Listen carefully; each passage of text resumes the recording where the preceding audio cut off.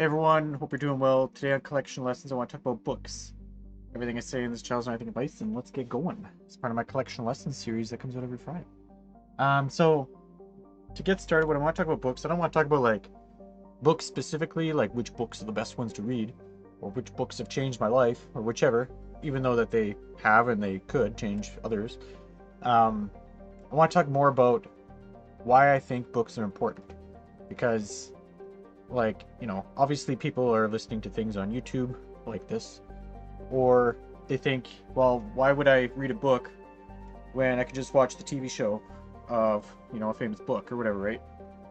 And there's no creativity there. First thing, digital versus like physical, um, and the creativity. Like when you read a book, and let's say it's like a story-driven book of I don't know, Game of Thrones or something like that. It's like you picture and you envision, you create the scene in your mind. It gives you creativity, right? Whereas if you watch it on a TV show or a movie or whichever, all of that is lost because you're getting the vision from whoever's directing the TV show or movie, right? So that's generally why people say that, oh, the books are better. Well, no, I think they, in their mind, their imagination is better than what they wanted from, a show rather than the director's mind, right? But what I want to talk more about books is when you read a book, like if I were to draw a book, it's a nice skinny book here.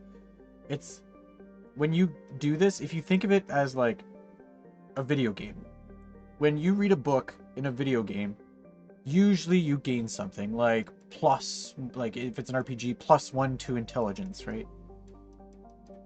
Increases your stats, or it gives you like a skill, right? And then you can do something with that skill and you can advance and progress, your character here in the game. You can progress or do something different than, you couldn't do before. And in a video game, it's generally like, you find a book, you pick it up, and you just click read, and then your character gets a skill or intelligence point. Done, right? Not every book, obviously, in the physical, real world, that happens. But I still think that, you get something from every book, usually. Unless it's like a fiction like book where it's like not real and it's just more of a storyline. It's kind of like, I don't know, to me that's kind of, I like those books, but they're more like a casual or like an entertainment type of read. They're not an informal, like information type read. So like, if you get a book, let's say, that tells you how to manage your finances better, then you'll probably manage your finances better, so to speak, right? And that's where it's interesting. It depends like your kind of your mindset, on this. It's like if I pick up a book, let's say that it explains like, I don't know, taxes. And if I pick up that book so that I can understand, appreciate the reason for taxes or what they should go towards, and then I can reduce my taxes, right? There could be like multiple outcomes. You could reduce your taxes, you can strategize your taxes, whichever. That to me is, +1 to intelligence of taxes, so to speak, right? Like, you know how to do your taxes better because you do a taxes book.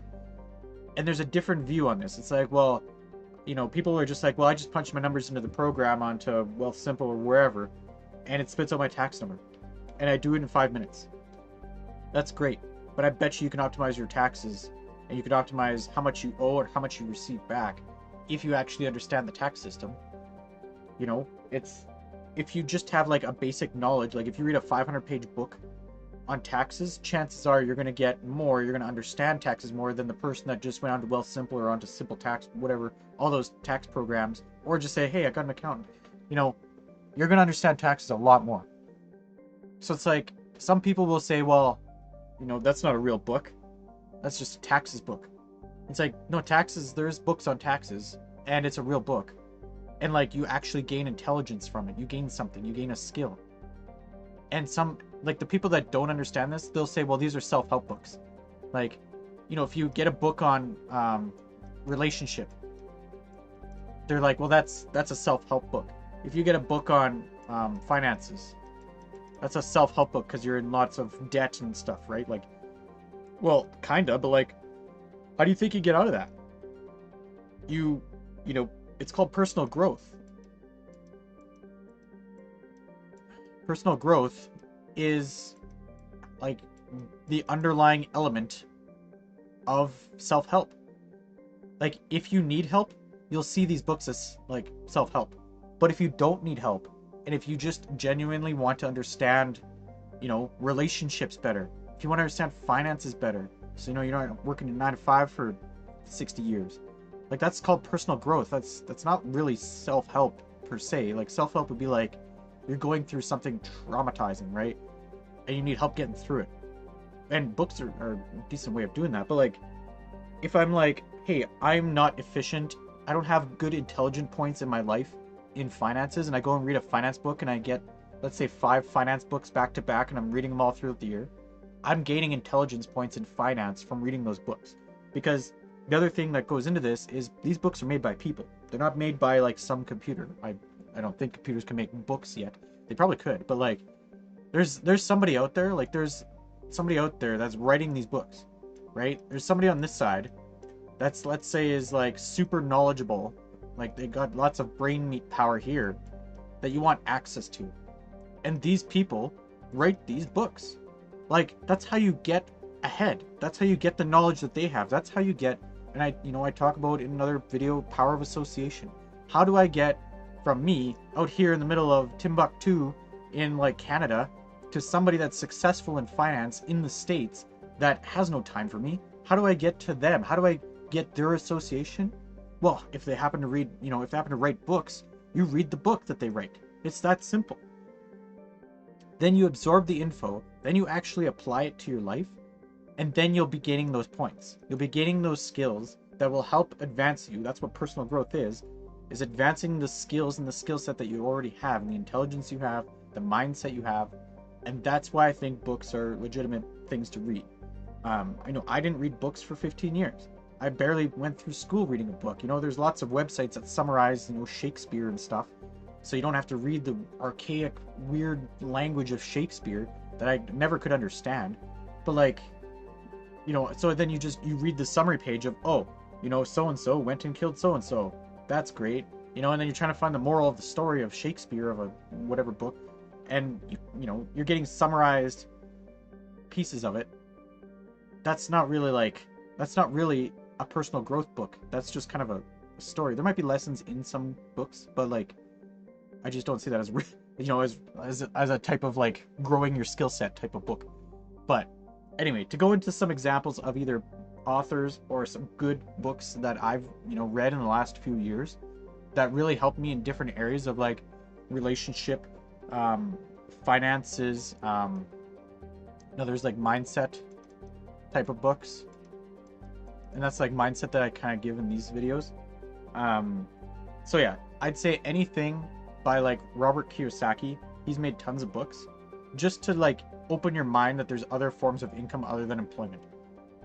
That's one of the first main book authors that people that either get into investing or business. That's basically like the first starting step that transitions you from employment mindset to big business mindset or investor mindset, is understanding how the finances work. Because most of us like are limited to what we know about money, either from our parents or from our association with friends and family and school. The whole school system is rigged to make you a 9 to 5 employee, right?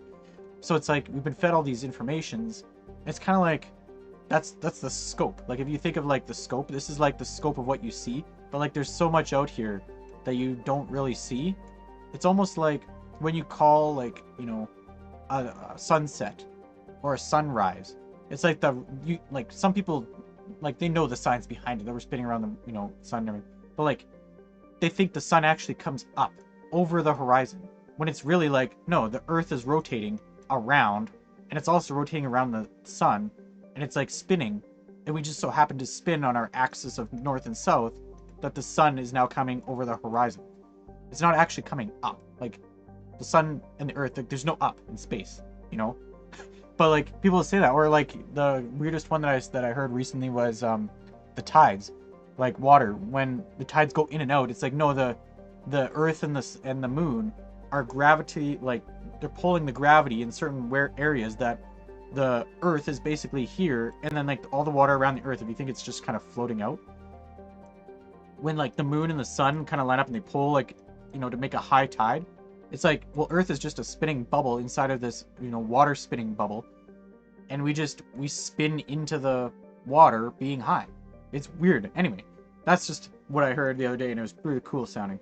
But that's kind of like, people think finances is, go 9 to 5, you work as hard as you can, you get a good job, get a good education, then you make it. And it's like that's not working these days, and it has never really worked, and it's just continually getting worse. But Robert Kiyosaki is definitely the author for that. I always, advocate for Dave Ramsey. Just his mindset on books, any books that he makes available. They talk about how finances aren't numbers; it's a mindset game. Debt is a mindset. You got to shift your mindset on debt to get out of it, or else you just play the numbers and you'll be like, why isn't this working? I'm always going in debt, right? So anything by him, I'd recommend.